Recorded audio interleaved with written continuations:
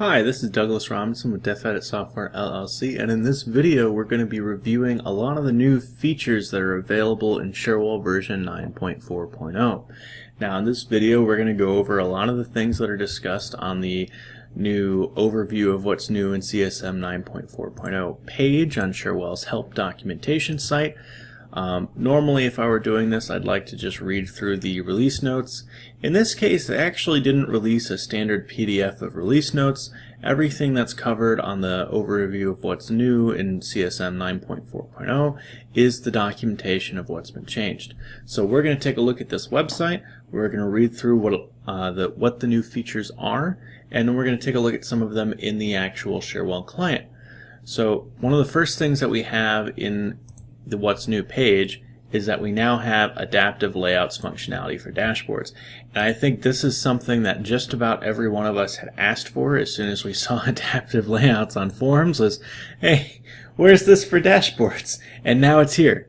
So if I minimize everything and I sign into Cherwell Service Management in my Cherwell version 9.4.0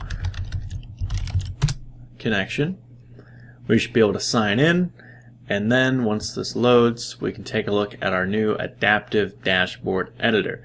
Now, as you can imagine, this is going to be very similar to the dashboard or to the form editor that you have when you're working on adaptive forms. So when we open up the adaptive dashboard editor, it looks just like the normal dashboard editor, but with our normal green bar up at the top. There's rulers now. You have the ability to zoom now, which I think was a really nice touch on this. You can zoom out. If you don't have a lot of screen resolution or screen real estate, that's going to help a lot. You can zoom in if for some reason you need to. And you also have the option of removing these rulers. So, those are some nice additions to the dashboard editor. And when we're talking about additions, it is only fair to mention the one subtraction from the dashboard editor that I think we're all going to mourn.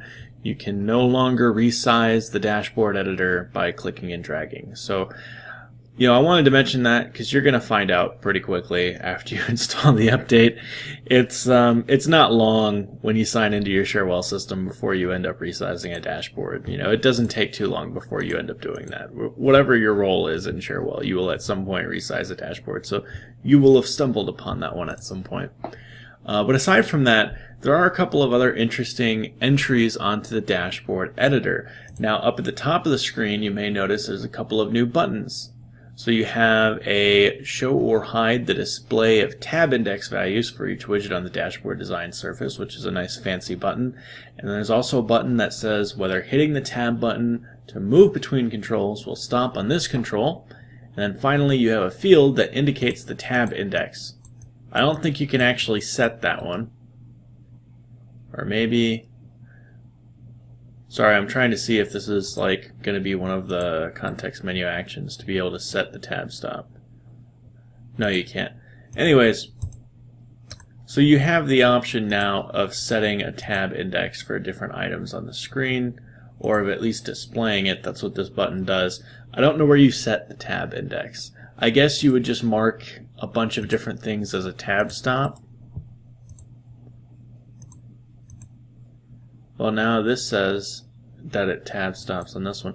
Oh, you can set it after you set tab stop. Okay, so after you click on that button, this text field becomes enabled, and you can type in which tab index it is, and I suppose at that point you could then key between different widgets on the screen.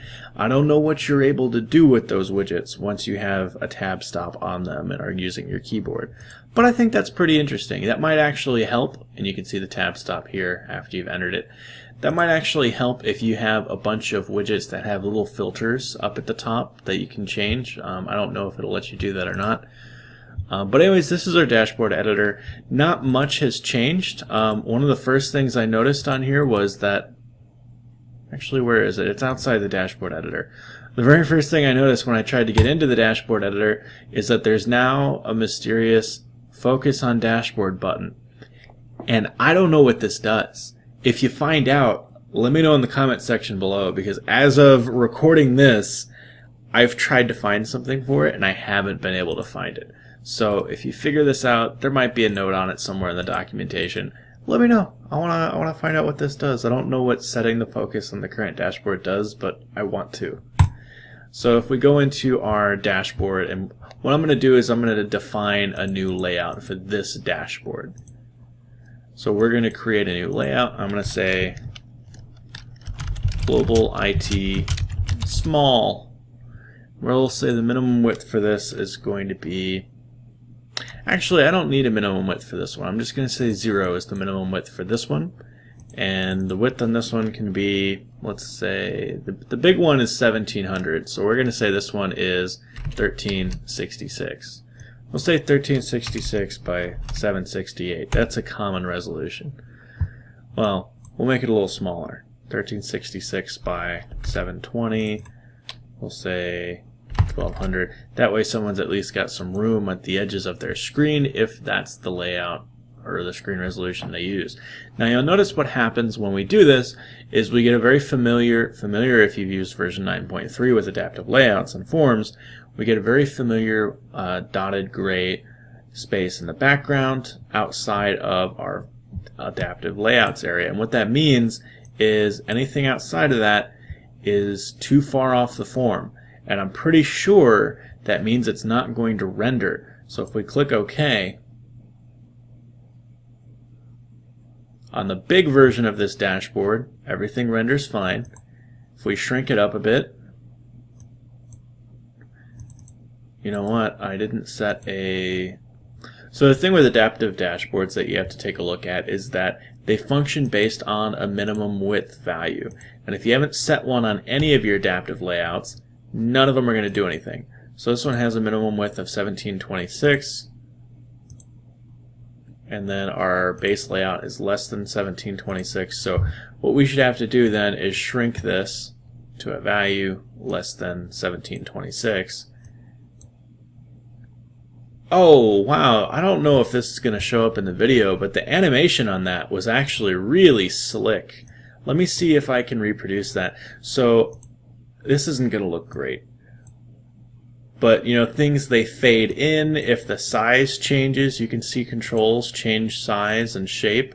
So what we're going to do here, because I actually really liked seeing that, in the smaller adaptive layout, things that are cut off the screen apparently don't render. So that's a thing. But what I'm going to do, I want to really customize this so we can just seriously exaggerate the effect of this adaptive dashboard layout here. So something that's happened here is a couple of my little warning icons have moved. I'm going to turn off snap to grid because that's kind of ruining my positioning on a couple of these icons. So let me just fix that one real quick. And I want to move this on time label too. And as I do that, one more thing. So I think the editor for the dashboards has changed slightly. I don't know exactly how it changed. I feel like there was another menu up at the top between the title bar and the thing that actually has text on it when you select a label. I don't know. I don't remember this being all the way up at the top left. So I feel like maybe these items were closer to the left and maybe this was under it. I remember this being on the second line. Anyways. So adaptive dashboards, here's what we're going to do. We're going to shrink some of this stuff up, and I want to see how this actually looks after we cycle between the different dashboards. Now every one of these items here is just a widget. It's not a widget inside a box, for example, you know. So when we say it's just a widget, what we're going to do is we're going to shrink down every one of them. And I'm just going to make these labels a smaller font for argument's sake. You know, maybe a little smaller. Oh no, that's too small. So we'll say, you know, these are open VIP incidents and requests. An issue that we might run into, you might have to rearrange some of your labels a bit. I'm going to leave this one as is because really I'm just going for effect at this point. These can stay. We're going to move these up And then everything over here, well, we have a bit of a quandary. So designing your dashboards might take a little bit of effort on your part. We're going to move all of these over a bit.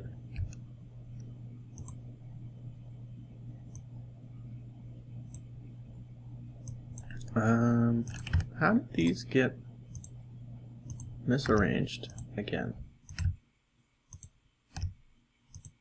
Alright, so that's all that stuff, and then next what we can do is we can start to shrink these guys together.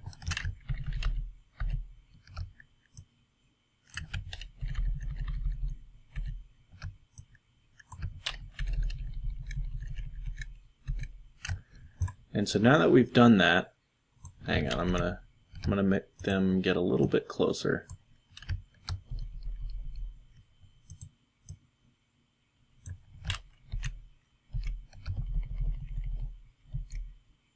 And then the other thing we can do here is we can change the font on these widgets. So the widgets themselves, what we're going to do is we're going to change the text font on those because they're really big. If we're on a mobile device, we probably don't need the text to be quite that big. And when we do that, it should also fix the alignment that we're seeing with some of our labels. So this, I think this is going to be a very acceptable end result here for these widgets. And we can just bring them up. And if we wanted to, we could lay them out onto the side here. I know a lot of people end up reconsidering whether or not they want this bar here off on the left side of the screen, and you know, that's okay. We could do with it whatever we want. What I am going to say is every one of these gauge widgets, we're going to set it to a smaller font. We're going to set those probably to 20. That'll be a very consistent feel, and we'll just move them all. Oh, I almost did something dumb. I almost just superimposed them all over each other. So we're going to put my work over there. And I'm just going to apologize. I didn't think this dashboard was going to take so long, but I saw that graphic of everything getting animated, and all of a sudden this video became a video on designing adaptive dashboards. So, you know, that'll be a small part of tonight's video, is just, hey, here's one of the features of Cherwell version 9.4, which is adaptive dashboards. I might break this up into a couple of different videos so that you don't have to watch through all of this if you just want to see the rest of the functionality. But we will be covering many of the new features in our video series. Okay, so now that that's done, I'm going to shrink this down. We're going to move, oops. That label is way too big. And then we're going to move everything over. I don't know how I keep grabbing that label.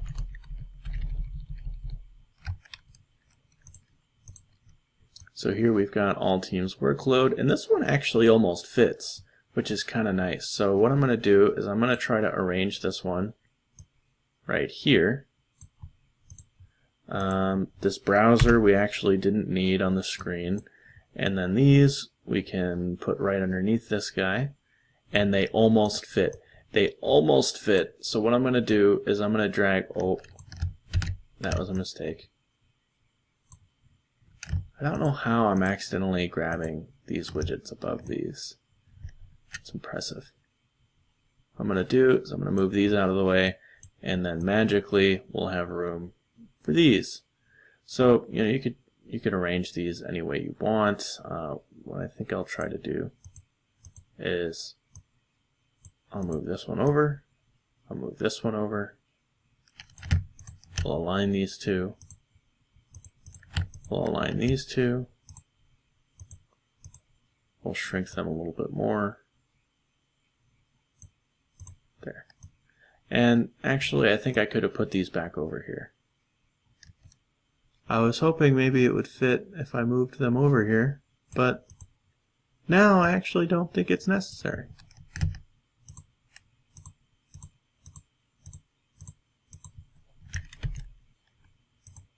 Ta-da! So this is going to be our new adaptive dashboard. We need to shrink up this banner, but after that's done, we can load this, and it's going to look pretty darn amazing. So this is our small dashboard view.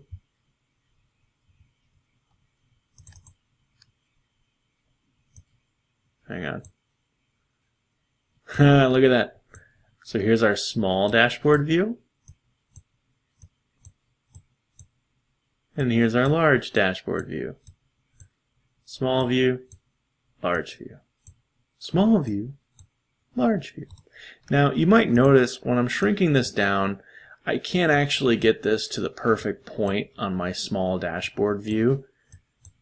And I think that might just be a screen resolution thing. So it takes me a little bit of effort to get under the limit that's set there. So that might be something to consider, is that when you design this on your adaptive layouts, you want to make sure that the screen resolution you're planning for has a little bit of a gap on it, so that if you set it up to where it's doing the window at exactly that point, or it's resizing at exactly that point, you want to be able, oh, what am I saying? You want to have a little bit of a gap so that the side of the window isn't overlapping on part of the layout. So if we click OK here, I might just be able to demonstrate that a little bit better.